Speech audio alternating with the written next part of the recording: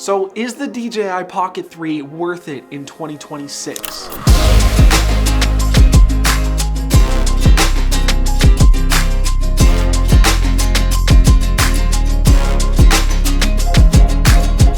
Hey, it's your boy Nathan here, aka Six Cinema. Welcome back to the channel. If you are new to the channel, make sure you hit that subscribe button. And we're gonna get right into it because we're talking about the DJI Osmo Pocket 3. Probably one of the most hyped up cameras because it's a small, compact, 4K camera that also has a gimbal. So let's dive in and talk about the use cases of this camera. Whether you are a vlogger, a content creator, or a professional videographer, cinematographer, how does this camera fit into your day-to-day usage? Because there's tons of things to choose from. Obviously, there's a lot of cameras out there that can give a better image than the Pocket 3, but once you throw it into that D-Log and you have the ability to color grade your footage, you're getting a lot more out of the 4K quality that comes with the DJI Pocket 3. Also, having a camera this small that has a gimbal on it is amazing. It's about the same size as your phone, so you can put it in your pocket and you can get buttery smooth shots wherever you're going. Whether you're holding it out selfie style, walking down the street, filming a vlog, or using it for rolling shots if you want to shoot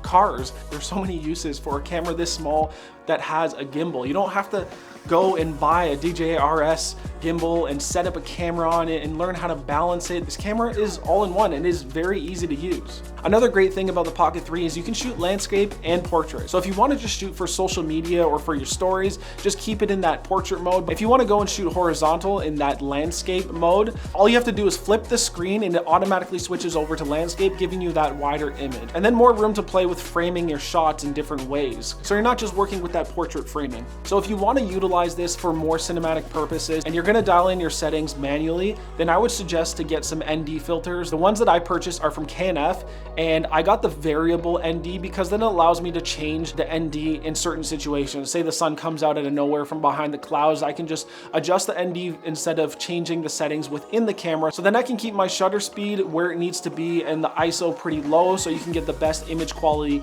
out of the Pocket 3. The other thing I'd recommend to get is this case right here. It is a magnetic case that goes onto the Pocket 3 and it has a magnet on the back. So any metal surface you can stick this thing to and get a lot of good shots by yourself, because a lot of the time I am shooting by myself. So the fact that I can just stick this thing anywhere that has a metallic surface, I'm able to set up the shot and then perform the action as a solo content creator. One of the main reasons I purchased this camera was because of the automatic face tracking.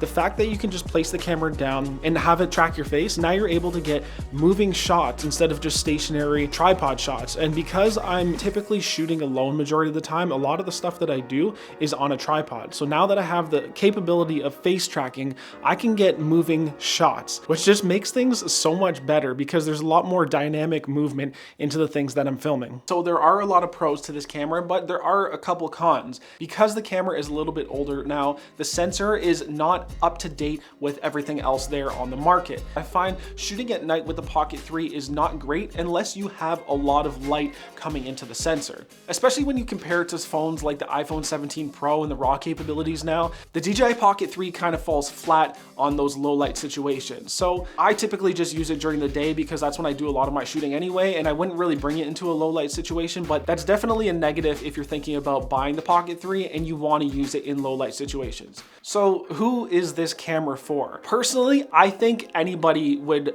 benefit from the Pocket 3. Vlogging and making YouTube videos and creating on the go, it is probably one of my favorite things to use for BTS shooting whenever I'm on shoots, because I can easily hand the camera to whoever's with me to get some of that BTS footage that I'm always lacking when I'm on shoots. I would even say this would be great for solo shooters or videographers that want to get some cinematic footage but don't want to have the massive package of a camera system, especially like travel.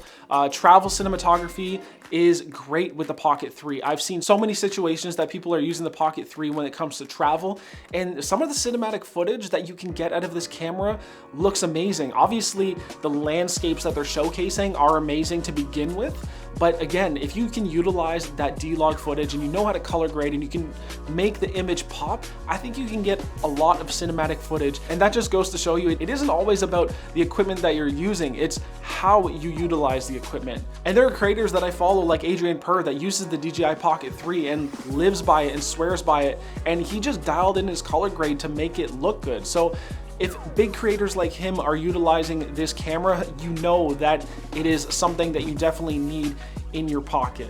Also, I think if you are a phone creator, maybe this is an upgrade that you can go towards before you actually get a camera, because it's that jump from iPhone to something a little bit better that's not gonna break the bank. I think that's like the perfect little stepping ground before you jump into a camera system. Also, I think this camera can be for everyday people that don't create content. Having a camera that's very simple to use, you can utilize the normal color profiles that make the image look great straight at a camera, and you could use it like a home video camera and just shoot moments through your everyday life, showcasing your kids, maybe it's a birthday party.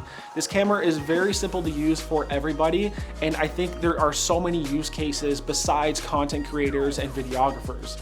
And the fact that you can get one for $500, that's not that bad in terms of getting a high quality camera, especially with a gimbal. So if you are looking for a great camera in 2026 and you want to upgrade from an iPhone, or you need something for BTS shooting, I would definitely recommend the Pocket 3 because it's just so simple, and ease of use is sometimes the biggest factor for people buying cameras. Anyway, that's it for me. I hope you liked the video. Make sure you hit that subscribe button, and I will see you in the next one. Take it easy. Peace.